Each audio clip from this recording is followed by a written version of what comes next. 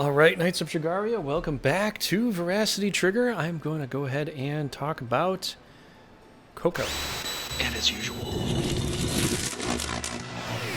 stay triggered. Pew pew.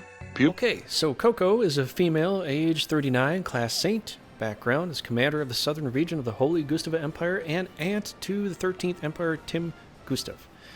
The combination of her pride and power-hungry personality gives her a special kind of seductress, while she has a weakness for young, handsome men. She is merciless when it comes to younger, beautiful women. As a brilliant Zoroarun knight since youth, she has made a name for herself in the battlefield through aggressive and showy battle techniques, leading her to her current position.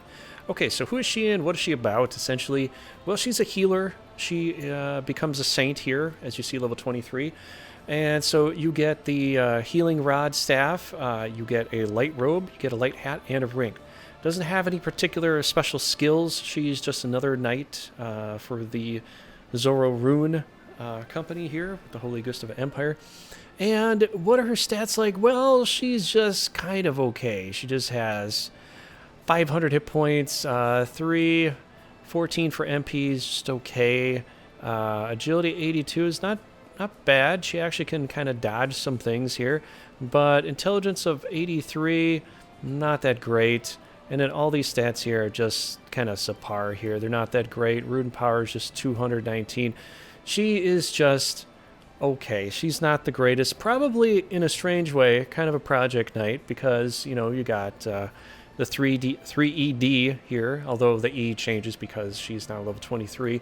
And yeah, you can get her up a little bit higher. You know, that can go higher. It's possible to get up to close to 400 intelligence to get maybe close to 90 with, 6 more levels, 7 more levels, and you try to get up to that point, but she's just kind of average, if not just kind of basic. So anyways, you get the heavy swing, which is 95 power, accuracy 5, that's okay for all that, and then you get all the basic spells you get with a saint. So Area Cure is pretty fantastic. It's basically like in the past you had Cure, which is 4 spaces away, for cleansing all kinds of various things here, as you can see: Poison, Paralyze, Faint, Charm, Petrify, and Silence. Although, it does not cleanse weakness, and it does cost a hefty 117, but if you kind of compare it to Cure here, you get 54 for this, so 2 of these is 108, this is 117. So if you had to do one over the other, the Cure is actually more optimal if there's only 2 things that need to be cleansed. But if you have to cleanse them immediately, absolutely immediately, Area Cure is the better way to go.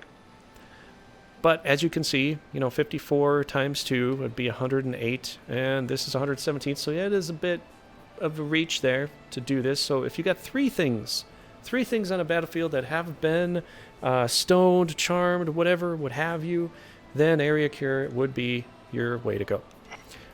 Next up, you got Veil. This one only comes in handy in certain situations. It's very situational. I rarely ever use this skill because this does keep you from healing your own knight, because this will stop any spell from landing. So in a way, this could be good.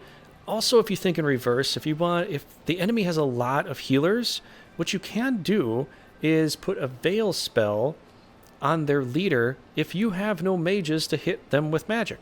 So then when they try to heal up their leader, the Veil spell stops them from healing, and they can't get a heal. This is more reverse psychology here that you could use if you want to go that direction.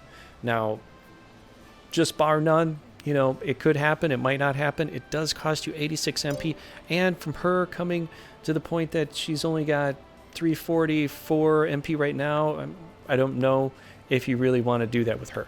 So anyways, moving on, we got the heals. As you know, 3 spaces away, power of 180 has never changed. It's been the same since the day Brigandine was installed.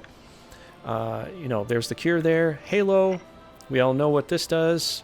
1.5 experience for the user of it, and a guaranteed hit, whatever that hit might be.